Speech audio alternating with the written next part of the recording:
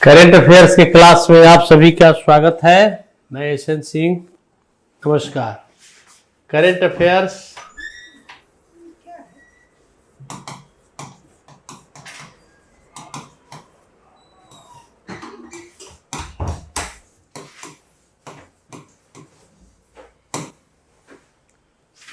फरवरी 2024 का नेशनल घटना क्या है? नेशनल, इंटरनेशनल और अंत में चर्चा करेंगे मिसलेनियस। तो ये पूरा टॉपिक समाप्त हो जाएगा, 8वां टॉपिक। तो नेशनल में ज़्यादा टॉपिक नहीं है, एक दो ऐसा टॉपिक है जिसको जानना जरूरी है, लेकिन इसमें ज़्यादा लिखने की जरूरत नहीं है। एक है पश्चिम बंगाल का संदेश खाली। शायद इसके बारे में ऐसा कोई ऑब्जेक्टिव क्वेश्चन बनेगा नहीं, लेकिन संदेश खाली उत्तरी 24 परगना जिले के गांव का है, नाम है संदेश खाली। वहाँ पर हिंसक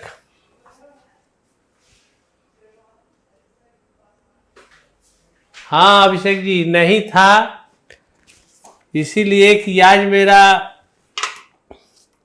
कल के बाद आज के बाद मेरा क्लास होली बादे होगा, इसीलिए मैं कल के बदले आज कर दे रहा हूँ,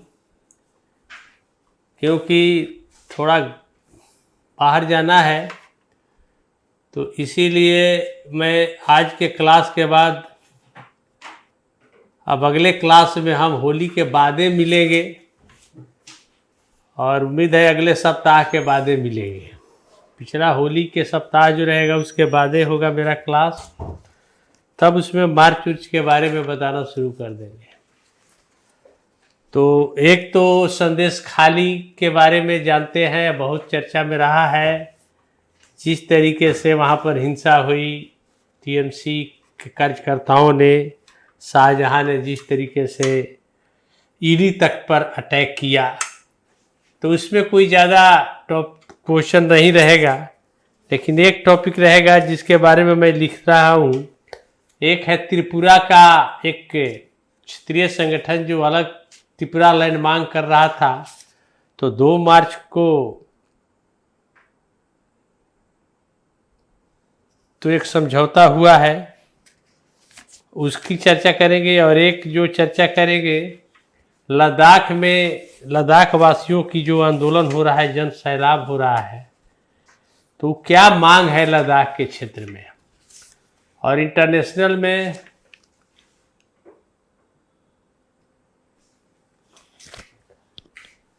हाँ, तो होली के समय हम घर ही जाएंगे, इसीलिए बंद रहेगा मेरा क्लास। आउट ऑफ पटना रहेंगे। आप लोग की सुविधा है, घर से ही क्लास कर लेते हैं, लेकिन हम लोग को तो बाहर निकलना है। तो लद्दाख के बारे में चर्चा करेंगे, ठीक है। तो लिखिएगा त्रिपुरा।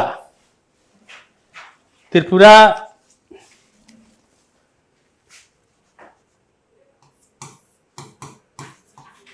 त्रिपुरा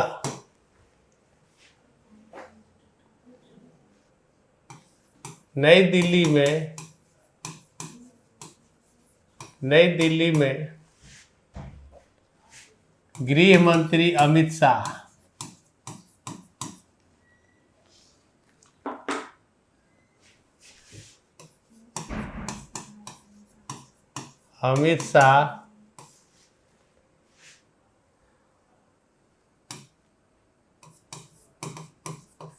त्रिपुरा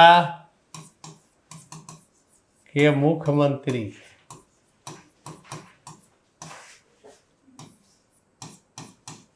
मानिक शाह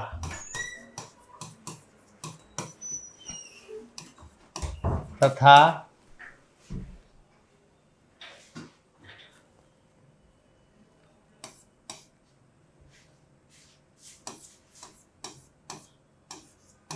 त्रिपुरा मोथा,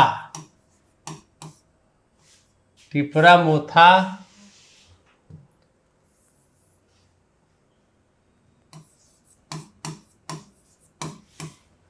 टिपरा मोथा के नेता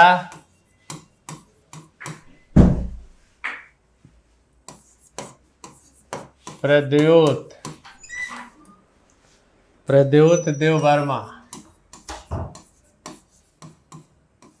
देव वर्मा के बीच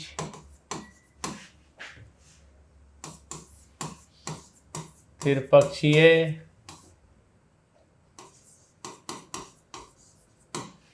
शांति समझौता हुआ। इसका मकसद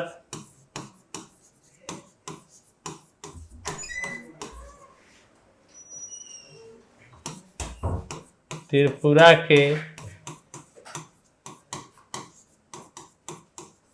जनजातीय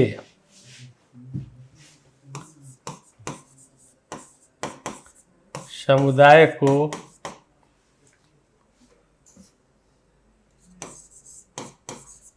फायदा पहुंचाना। समझौते में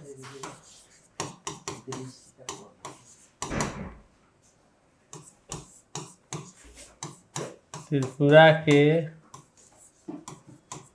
मूल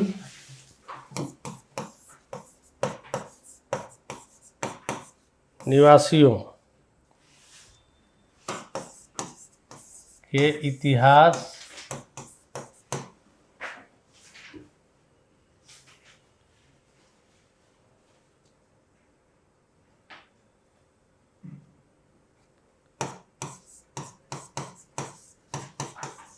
राजनैतिक अधिकारों,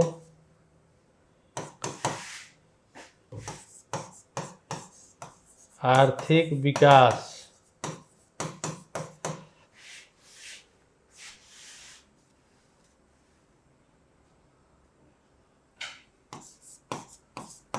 संस्कृति, भाषा से संबंधित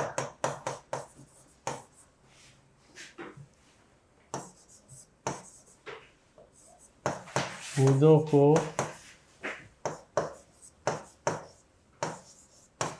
सुलझाया गया है।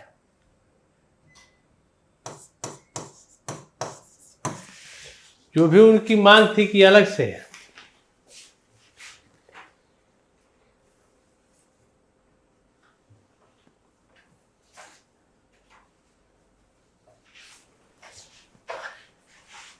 हम अगले सप्ताह नहीं आएंगे, आज के बाद अगले सप्ताह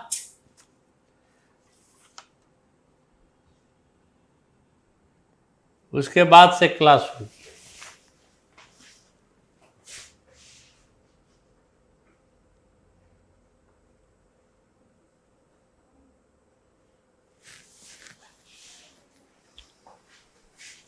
सुलझाया गया है। तो जिस तरीके से वो लोग अलग टिपरा लैंड, स्वतंत्र टिपरा लैंड की मांग कर रहे थे, उसको एड्रेस किया गया है। अगर लिख लिए हैं तो हम आगे बोलते हैं, आगे बढ़ते हैं।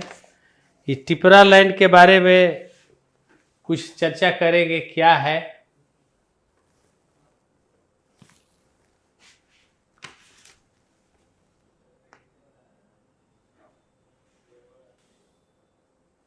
ठीक है,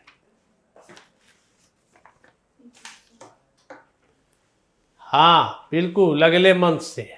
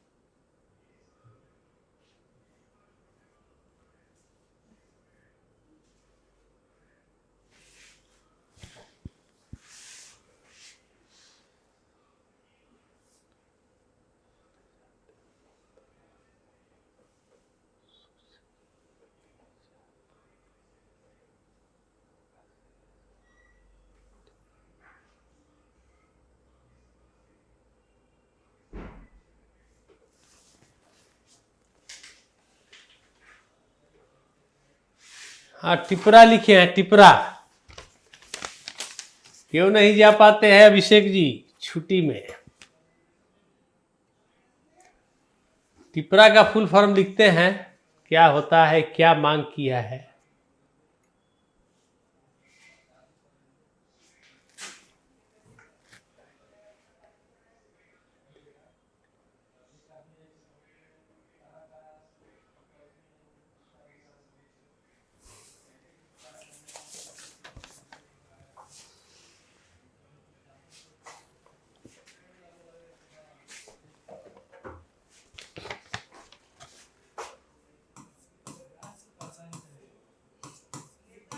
Tripura.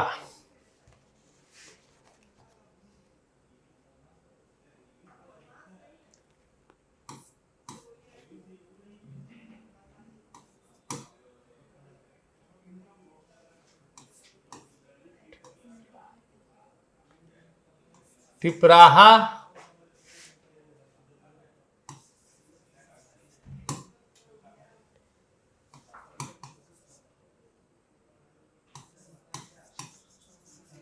Indigenous, progressive, progressive, regional, regional alliance. Tripura का फुल फॉर्म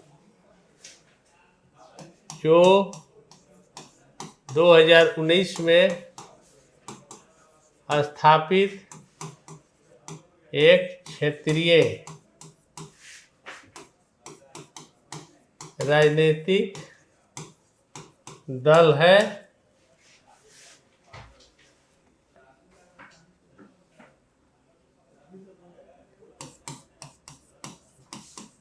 जिनकी मांग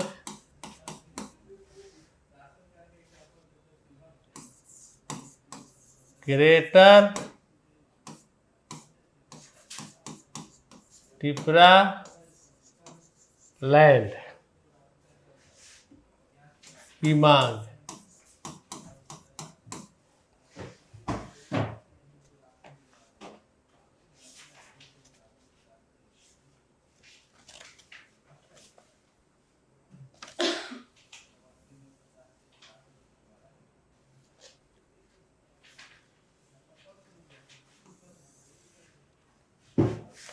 त्रिपुरा लैंड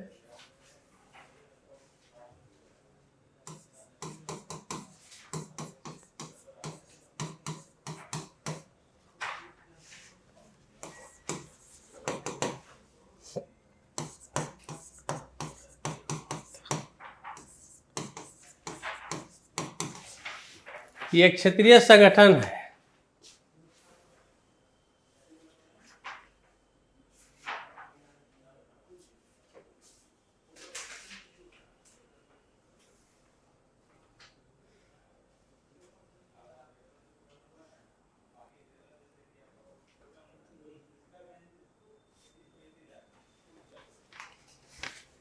ये हो गया त्रिपुरा के बारे में।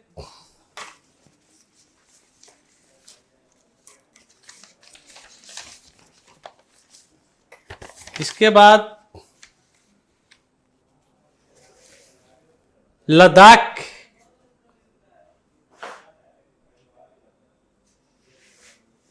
लद्दाख के बारे में लिखिए। अब जानते हैं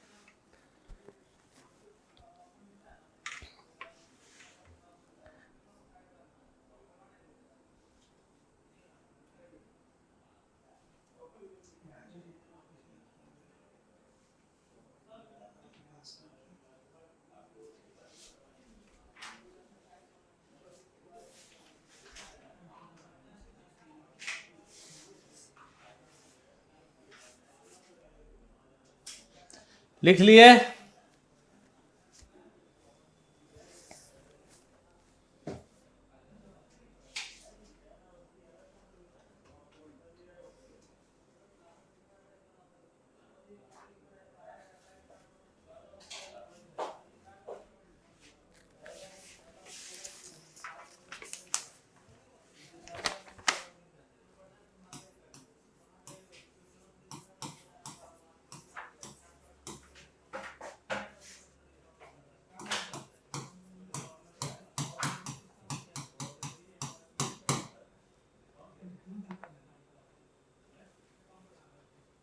आप जानते हैं कि जम्मू कश्मीर को 2019 में दो भागों में बांट दिया गया, एक लद्दाख केंद्र शासित और एक जम्मू कश्मीर केंद्र शासित। लद्दाख की राजधानी लेह, तो उनकी कुछ मांग है, क्योंकि 97% आदिवासी लद्दाख में रहते हैं। तो प्रमुख मांग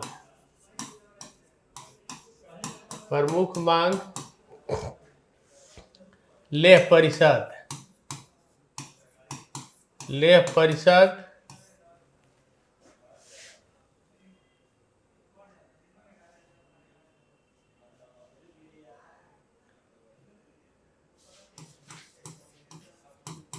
की मांग भूमि सुरक्षा के लिए संवैधानिक सुरक्षा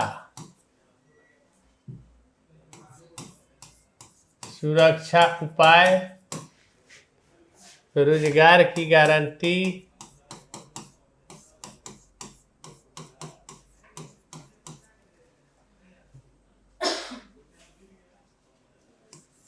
संस्कृति, व्यापार और पर्यावरण की सुरक्षा,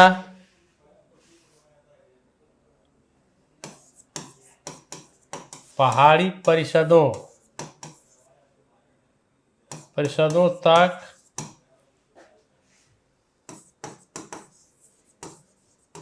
संविधान के प्रावधानों का विस्तार,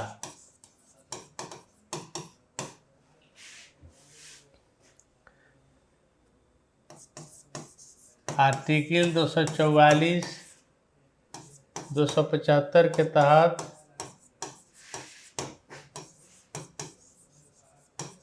शक्तियां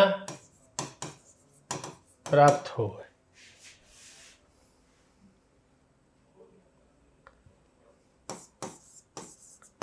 लद्दाख को पूर्ण राज्य का दर्जा,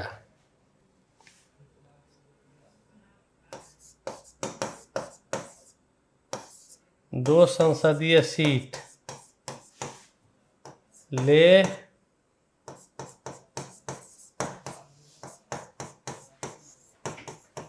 कारगिल हो। अभी एक सीट है, अभी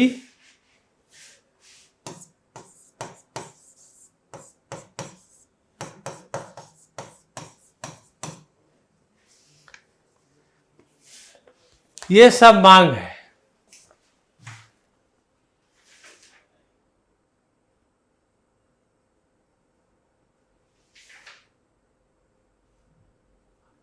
हाँ, तो अलग राज्य की मांग है, पूर्ण राज्य का दर्जा, इस तरीके से। ये लद्दाख चर्चा में रहा था।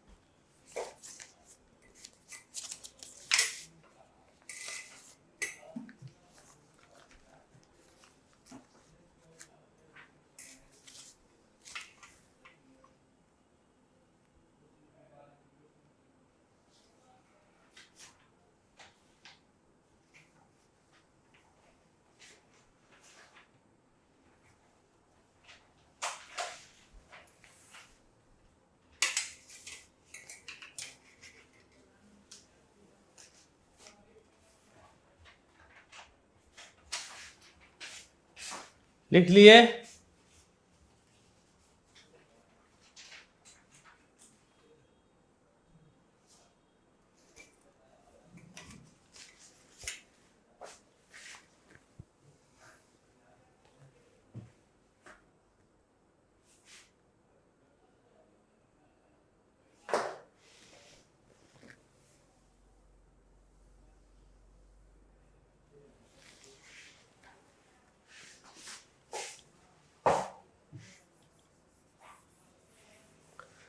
दो सीटों की मांग हुई है, एक लेह में एक कारगिल में। अभी एक सीट है मात्र, यही चीज लिखे हैं, माने 2 सीट होना चाहिए।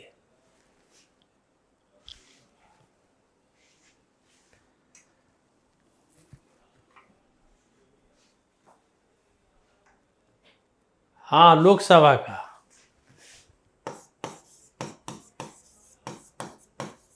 और राज्यसभा के लिए भी एक सीट मांग कर रहे हैं।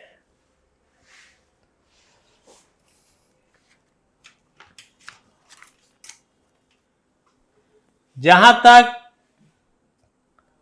गुजरात सरकारी दूध विपणन महासंघ की 50वीं वर्षगांठ, अमूल जो सहकारिता क्षेत्र के बहुत बड़ा दूध उत्पादक क्षेत्र है, उसकी 50वीं वर्षगांठ पीएम मोदी गए थे। किसका? गुजरात सहकारी दूध विपणन महासंघ की 50वीं वर्षगांठ। लेकिन अमूल जो है, आनंद मिल्क यूनियन लिमिटेड, इसकी स्थापना 1946 में ही की गई थी त्रिभुवन दास पटेल द्वारा, मोरारजी देसाई और सरदार वल्लभ भाई पटेल के सहयोग से। तो आपको यहाँ पर सिर्फ अमूल के बारे में लिखना है।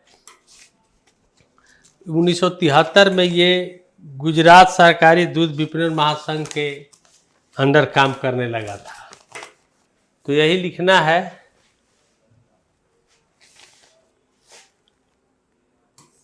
गुजरात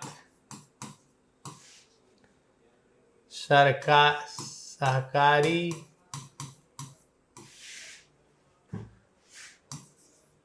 दूध विपणन महासंघ की 50वीं वर्षगांठ फरवरी 1973 में बना।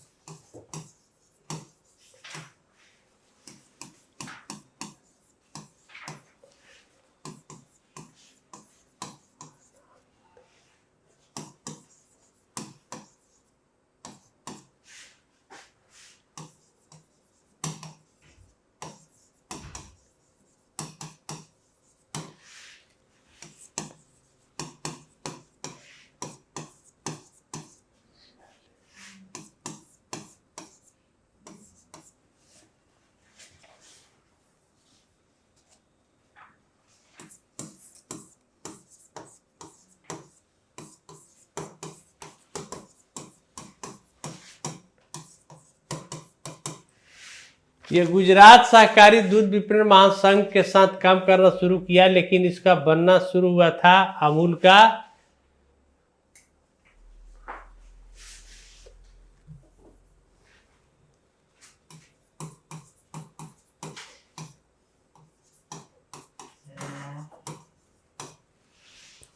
इसके अंदर ही काम करना शुरू किया।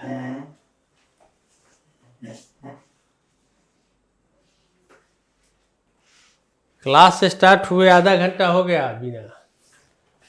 तो अमूल आनंद मिल्क यूनियन लिमिटेड स्थापना 1946 त्रिभुवन दास पटेल द्वारा किया गया था। बाद में चलकर इसको सहकारिता क्षेत्र के दूध उत्पादक कंपनी के रूप में प्रति कर दिया गया इसी के अंदर, और इसका नाम अमूल जो गुजरात सहकारी दूध विपणन महासंघ जो फरवरी 1973 में बना था। इसके बाद ऑपरेशन फ्लड चला था, आप जानते हैं। वर्गीज कुरियन भारत में श्वेत क्रांति का जनक, भारत में श्वेत क्रांति, ऑपरेशन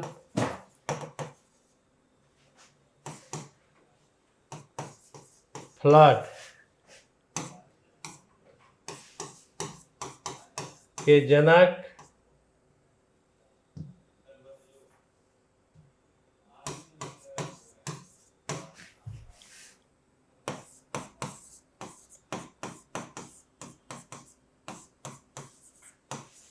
हैवी कुरियन।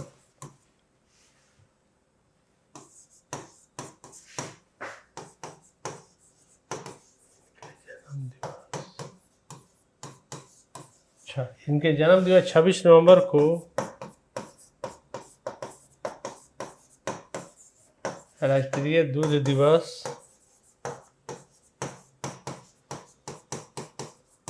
मनाया जाता है।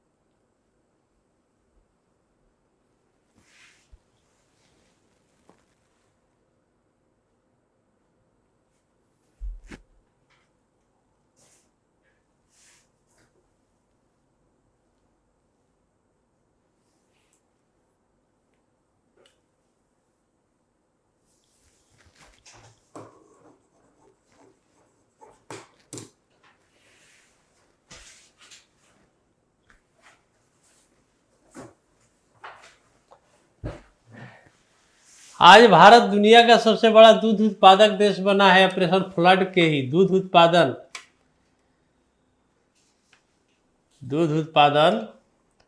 आज भारत सबसे ज्यादा है विश्व में।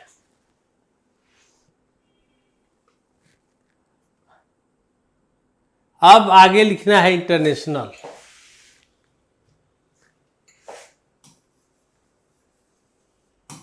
इंटरनेशनल में पाकिस्तान चुनाव, पाकिस्तान में संसदीय चुनाव कब हुआ?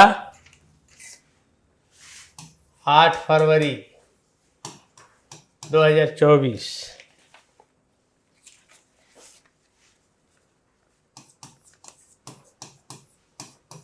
किसी पार्टी को बहुमत नहीं,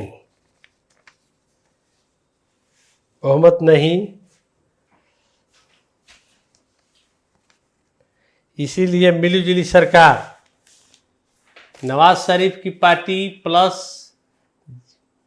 आसिफ अली जरदारी की पार्टी यानी बिलावल भुट्टो की पार्टी, दोनों में एक समझौता हुआ। नवाज शरीफ की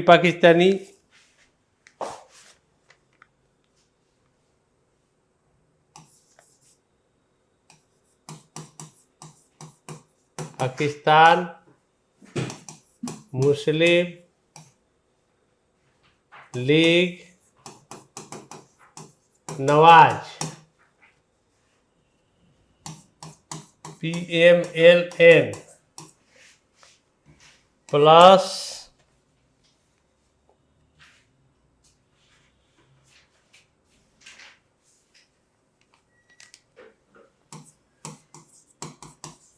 बिलावल भुट्टो, बेनजीर भुट्टो के पुत्र जरदारी की पाकिस्तान पीपुल्स पार्टी PPP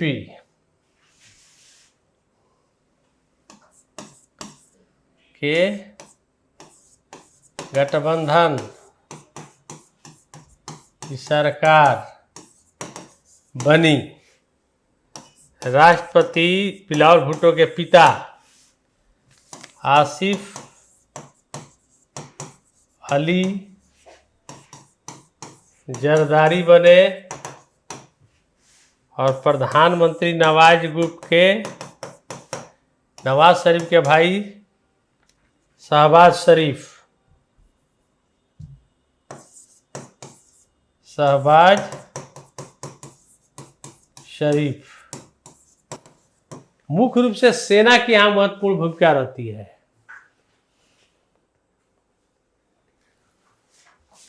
किसी को बहुमत नहीं।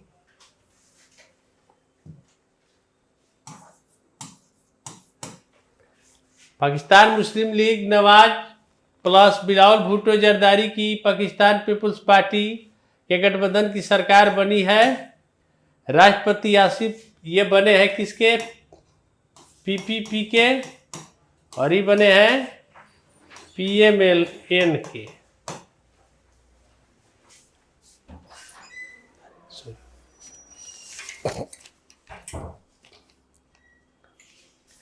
इमरान की पार्टी सबसे ज्यादा सीट जीती थी, लेकिन गठबंधन ये दोनों बना लिए। पीएमएलएन को 52, पीपीपी को 38, लेकिन पीटीआई पाकिस्तान के तरीके इंसाफ पार्टी को 71 सीट मिली, फिर भी वह सरकार नहीं बना पाए।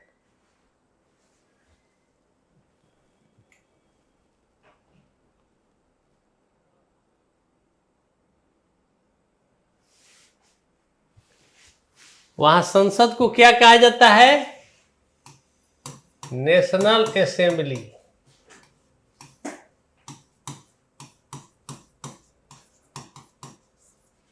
नेशनल असेंबली कहा जाता है।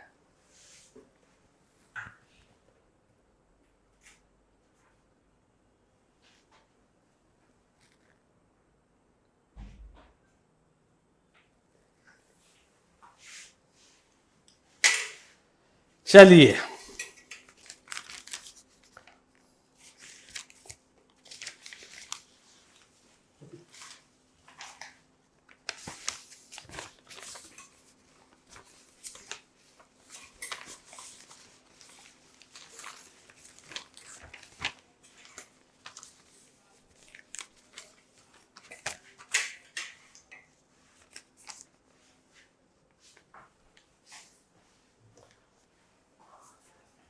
आगे एक लिख लीजिएगा, भारत म्यांमार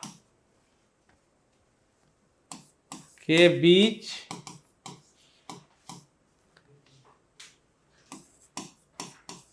आवागमन की व्यवस्था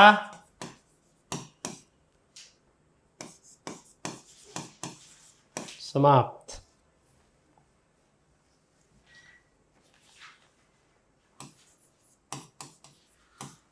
बस इतना ही लिखना है।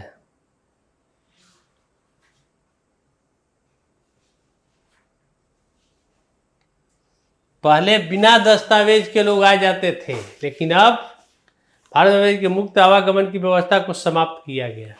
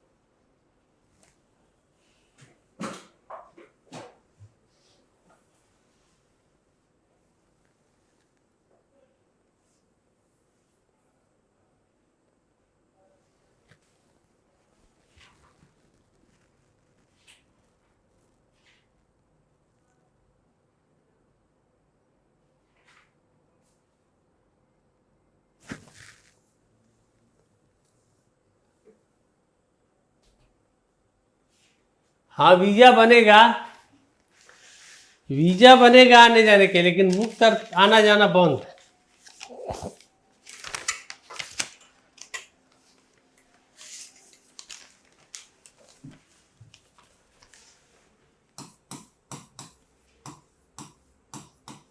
PM Narendra Modi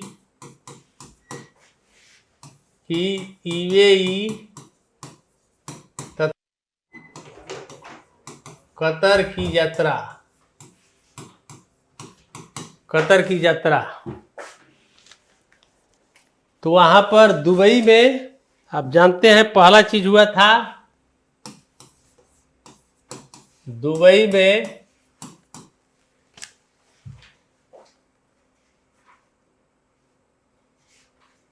global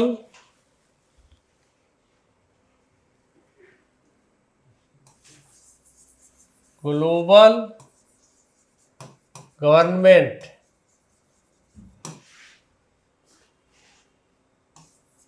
summit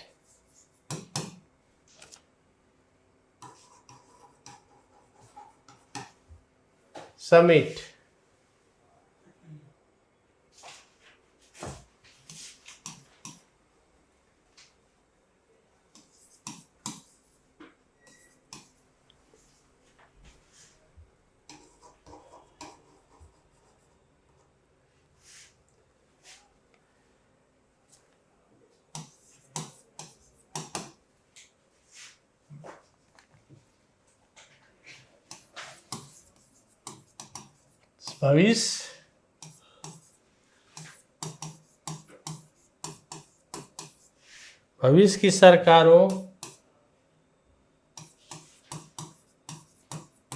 को आकार देना, ये थीम था। इसमें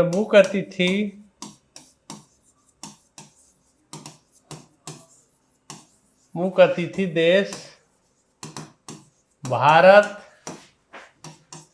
कतर, तुर्की।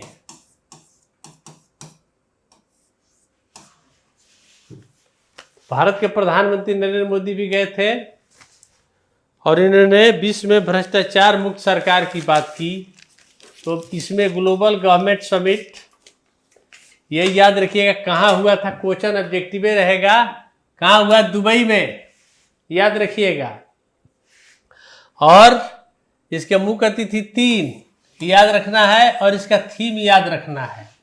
जो प्रधानमंत्री ने बोला था कि मिनिमम गवर्नमेंट मैक्सिमम गवर्नेंस होना चाहिए, सरकार को कम से कम हस्तक्षेप करना चाहिए लोगों के जीवन में। उन्होंने निम्नतम शासन अधिकतम शासन का मंत्र दिया, विश्व में भ्रष्टाचार मुक्त सरकार की बात की, जरूरी है विश्व में। और भारत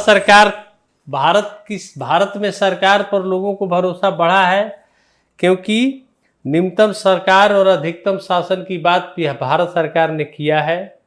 और डिजिटल साक्षरता अभियान भारत सरकार की एक पहचान बनी हुई है। स्वच्छ भारत अभियान हो या बालिका शिक्षा अभियान हो, चाहे डिजिटल साक्षरता अभियान हो, इसे गवर्नेंस जो है लोगों के हाथ में गया है।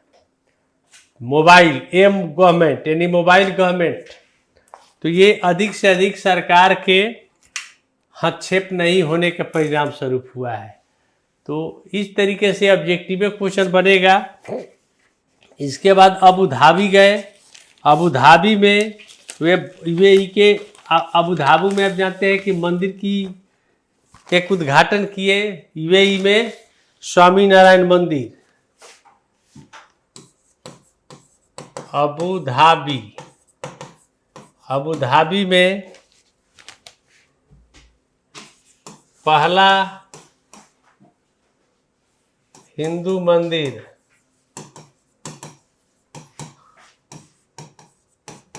स्वामी नारायण, भगवान विष्णु सहित सभी देवी देवताओं की मूर्ति है, मंदिर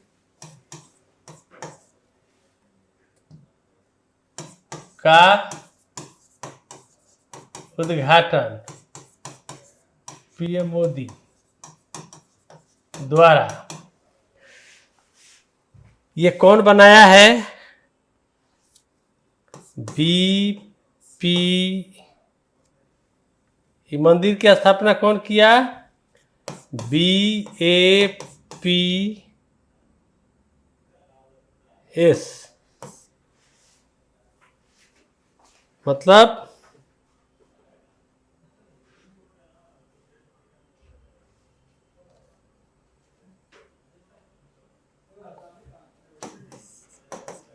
बोचा,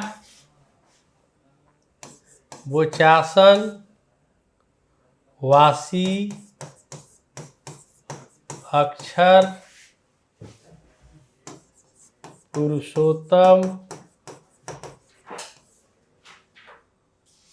स्वामी नारायण।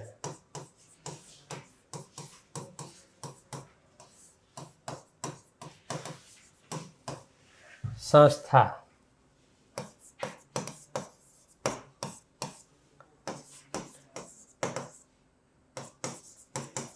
दुबई की सरकार ने जमीन दी थी और वहां पर बोचासन, वासी, अक्षर, पुरुषोत्तम स्वामी नारायण संस्था द्वारा बनाया गया है विश्व में अलग अलग जगह पर। तो ईस्ट गांधी नई दिल्ली में भी बनाया गया है, न्यूयॉर्क, कई शहरों में बनाया गया है। तो 1997 में नागर शैली में बना, 1997 में इसका उद्घाटन हुआ था और दुबई के शासक ने इसके लिए अनुमति दी थी और ज़मीन उपलब्ध कराया था। तो अबू धाबी में ये चीज़ हुआ। इसके बाद अबू धाबी और यूएई और भारत संबंध एक हो सकता है क्वेश्चन। तो भारत यूएई संबंध, भारत विश्व का, चलिए लिख लीजिए पहले।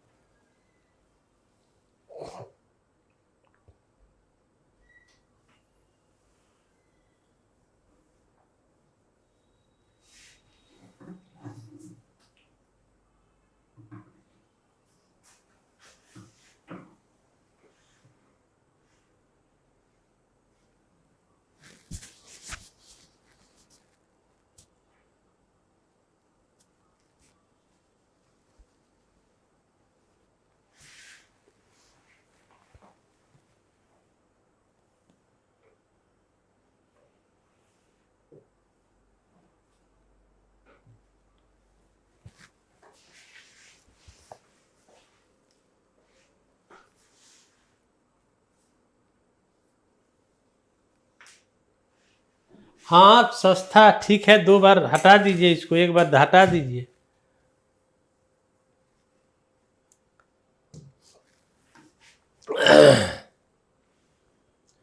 ठीक है, अब आप लिखिए भारत यूएई संबंध,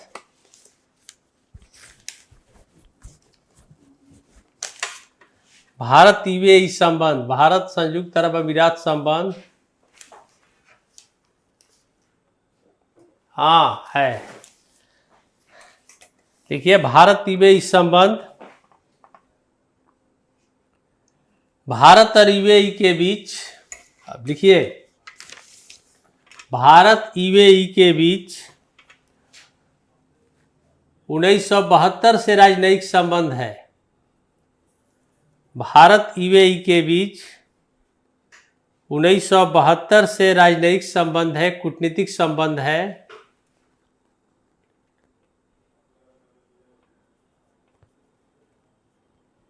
क्लास कंप्लीट नहीं हुआ है, लगता है मिसलेनियस सोली बातें बन पाएगा। अब दिवस पुस्तक पुरस्कार खेलकूद, भारत यूएई संबंध के बीच 1972 से कूटनीतिक संबंध स्थापित है। दोनों देशों के बीच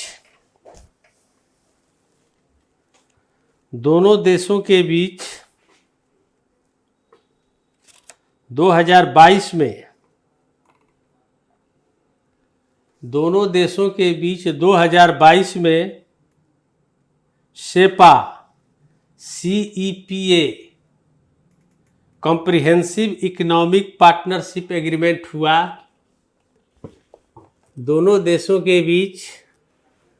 CEPA CEPA comprehensive economic partnership agreement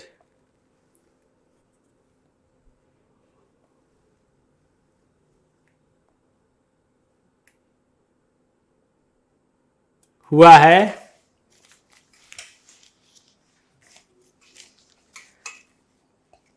UAE Bharat का तीसरा सबसे बड़ा व्यापारिक साझेदार देश है।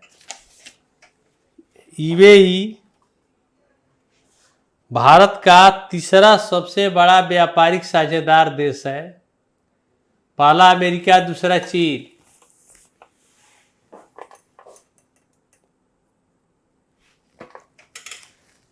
यूएई भारत का तीसरा सबसे बड़ा व्यापारिक साझेदार देश है।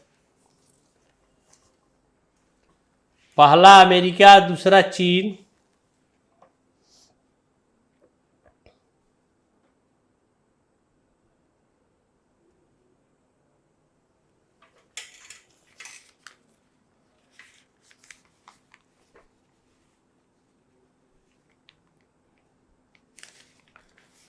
दोनों देशों के बीच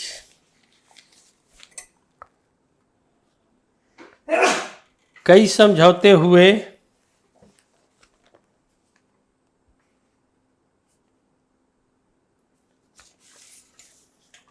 निवेश, व्यापार,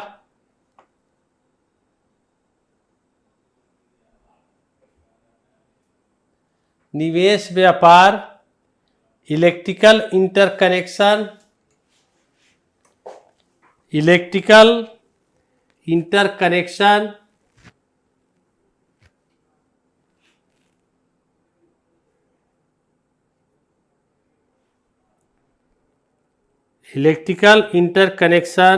भारत पश्चिम एशिया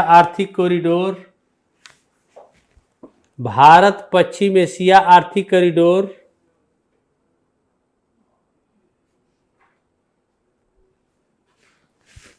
इत्यादि शामिल है।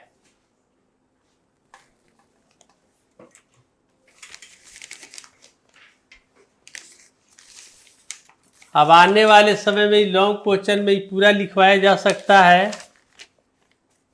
क्योंकि दोनों देशों के बीच कई संयुक्त सम्मेलन भी होता है। अबू धाबी में IIT मद्रास दिल्ली, लिखिएगा अबू धाबी में IIT दिल्ली का पहला परिसर स्थापित किया गया है।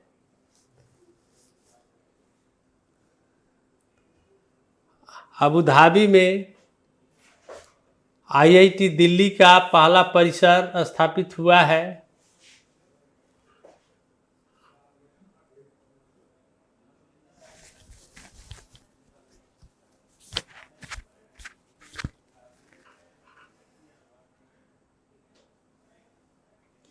दोनों देशों के बीच डेजर्ट साइक्लोन नामक सैन्य अभ्यास भी होता है। दोनों देशों के बीच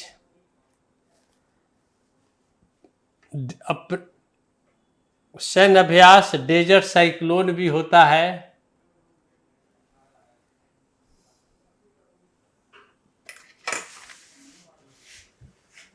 दोनों I2U2 India, Israel, America, UAE, दोनों I2U2 के भी सदस्य हैं,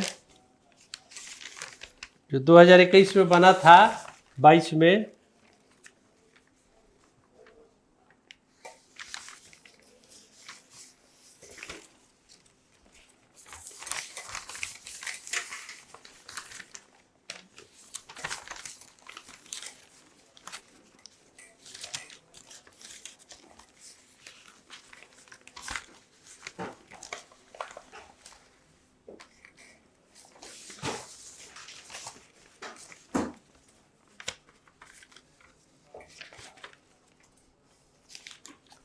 अगला लिखिएगा, प्रधानमंत्री के कतर की यात्रा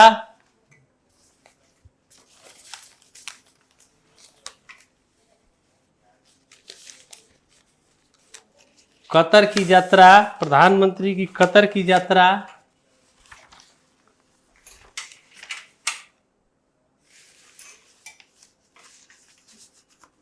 I2U2 में देखिए India, Israel, America, UAE. I2U2 में इंडिया, इजराइल, अमेरिका, यूएई है। प्रधानमंत्री नरेंद्र मोदी की कतर की यात्रा, जिसमें हाल में जाते हैं, उसी समय कुछ दिन पहले 8 पूर्व नौसैनिक, भारतीय पूर्व नौसैनिकों की मौत की सजा को माफ कर दिया था कतर ने। तो दोनों के बीच भारत की विदेश नीति की सफलता है। तो भारत और इसीलिए कतर के दौरे पर भी गए थे। भारत और कतर के बीच संबंधों का 50 वर्ष पूरा हुआ है 2023 में। तो भारत और कतर के बीच, लिखिएगा, भारत और कतर के बीच कूटनीतिक संबंध की शुरुआत 1973 में हुई।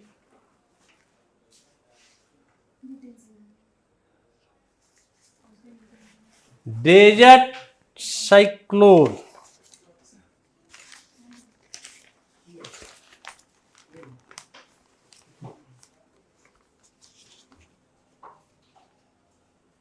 डेजर्ट साइक्लोन हुआ था जी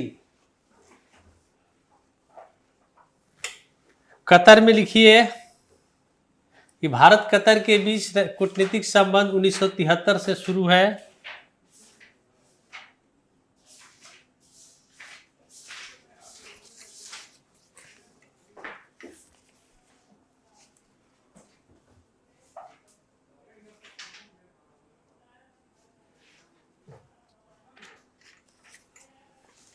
दोनों देशों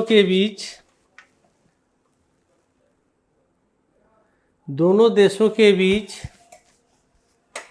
व्यापार, निवेश,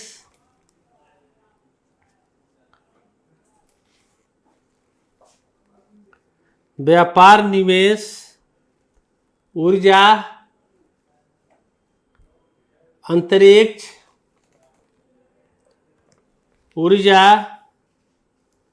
अंतरिक्ष, सांस्कृतिक,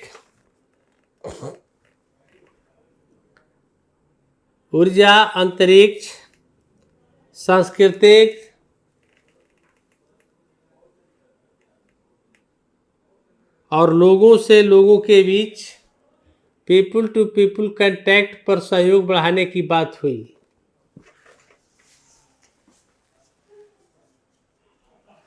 comprehensive economic partnership agreement, comprehensive economic partnership agreement, comprehensive economic partnership agreement.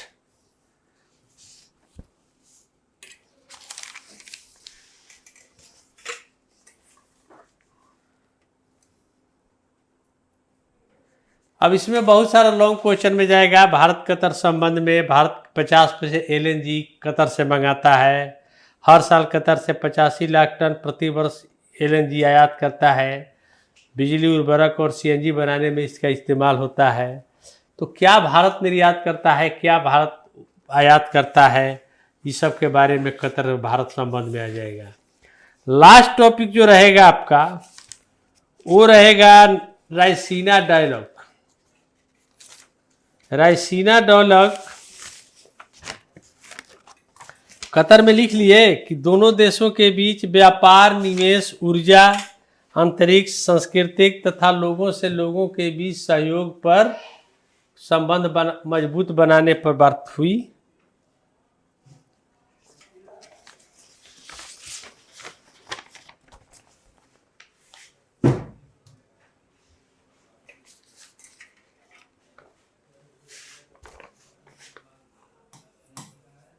नई दिल्ली में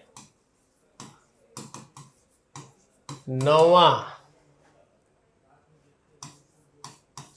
रायसीना डायलॉग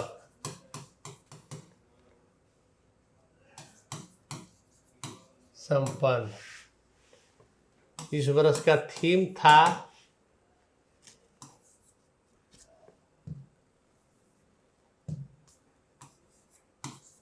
चतुरंगा, चतुरंगा मतलब संघर्ष, प्रतियोगिता,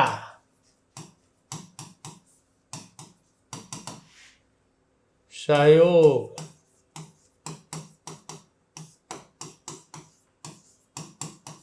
निर्माण, ये रहा थीम। मुख्य अतिथि थे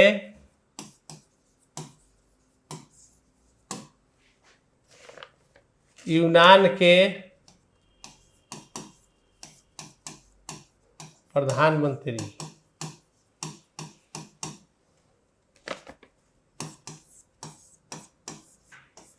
किरियाकोस,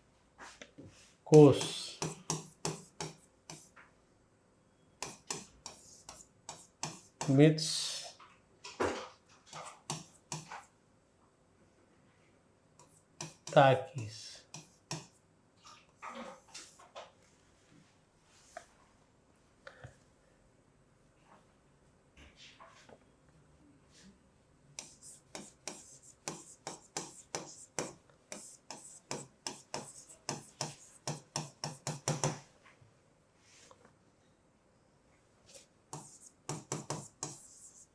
वैश्विक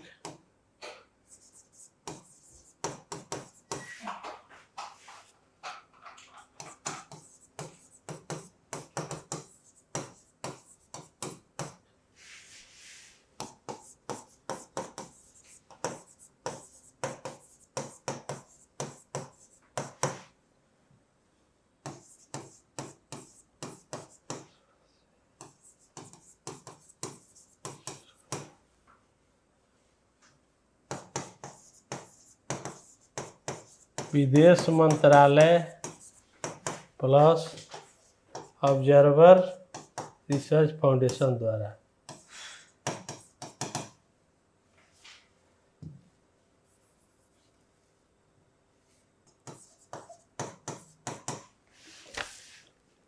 नवा रायसीना डायलॉग थीम था चतुरंगा, यानी संघर्ष, प्रतियोगिता, सहयोग, निर्माण। मुख्य अतिथि यूनान के प्रधानमंत्री किरियाकोस मित्सोताकिस।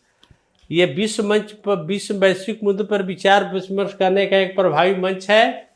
इसकी शुरुआत 2016 से भारत के विदेश मंत्रालय और ऑब्जर्वर रिसर्च फाउंडेशन द्वारा किया गया।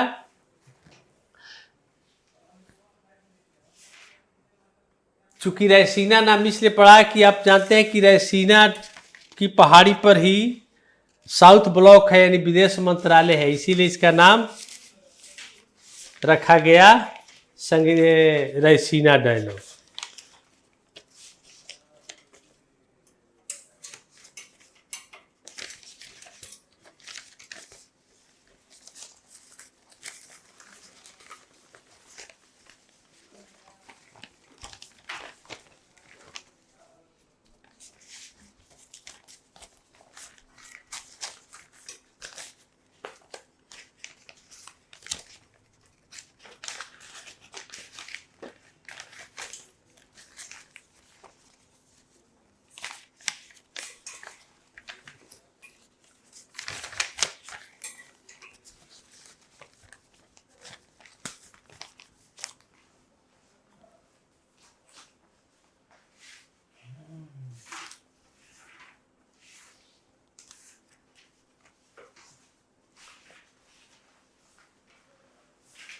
ORF एक रिसर्च नाम से कि ऑब्जर्वर रिसर्च फाउंडेशन एक संस्था है।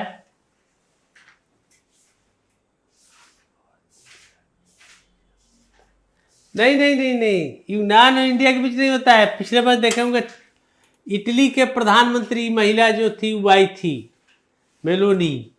तो किसी किसी देश के प्रधानमंत्री राष्ट्राध्यक्ष को मुख्य अतिथि के रूप में बुलाया जाता है।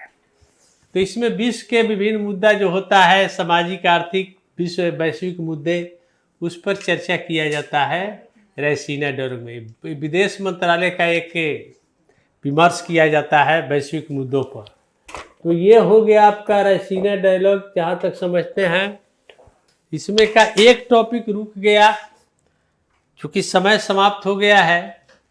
और अगर आधा घंटा में होना रहता तो हम कर देते, लेकिन मिसलेनियस में 1 घंटा से कम नहीं लगेगा। तो एक टॉपिक बच गया है, इसी के साथ आज के क्लास का मैं समापन करना चाहता हूँ।